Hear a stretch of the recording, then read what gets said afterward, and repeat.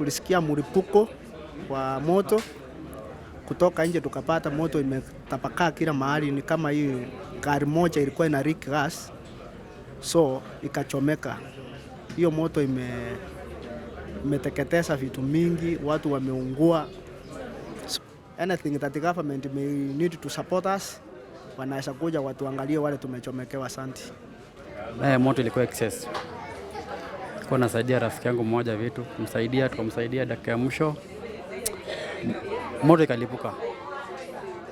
Vile ililipuka ikatulemea nguvu. Kupumua nini, tukabidi tuanguke.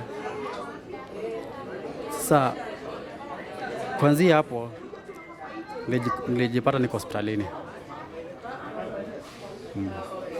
Na niko na huzuni sana juu rafiki yangu alipoteza mke wake na mtoto hapo.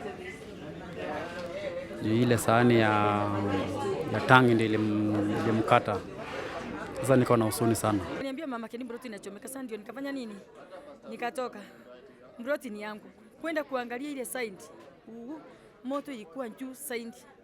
Sasa ndio kuna mtoto wangu huyu msichana ni wangu yako hapo na kuja na kijana wangu bado.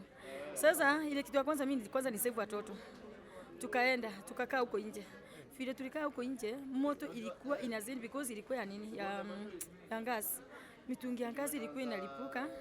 Sasa hata kuchomwa hata tulichomekea ndani huko nje tukiwa mbali sana. Nini ilikuwa inafurahi? Ilikuwa inaruka juu. Broti ilichomeka, matenanti wangu wote walichomekewa na kila kitu. Alafu chini ilikuwa mabati, juu ilikuwa mabati, chini ilikuwa mawe. Watu nao wakateka advantage. Walipora kila kitu. Hata simu zangu mimi sasa hizi na hata moja. Mama Lucy is overstretched. We need another big hospital facility in this area. I've always said we need a burns unit. Kenyatta burns unit is not enough for all the burn cases that we're having. We have them on a daily basis. So this is a tragedy that led to over 201 patients coming to Mama Lucy, and I think we're still having more coming in. Well, we've received just about 210 patients since last night. We've discharged a majority of them who had minor injuries.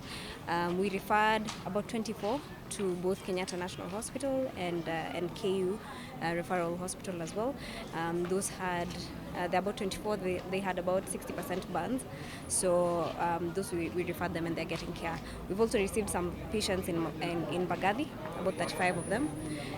17 of them were critically injured, so we also referred them to Kenyatta National Hospital and the KU Referral Hospital as well. But all of them the rest of them have been treated with minor injuries and have been discharged.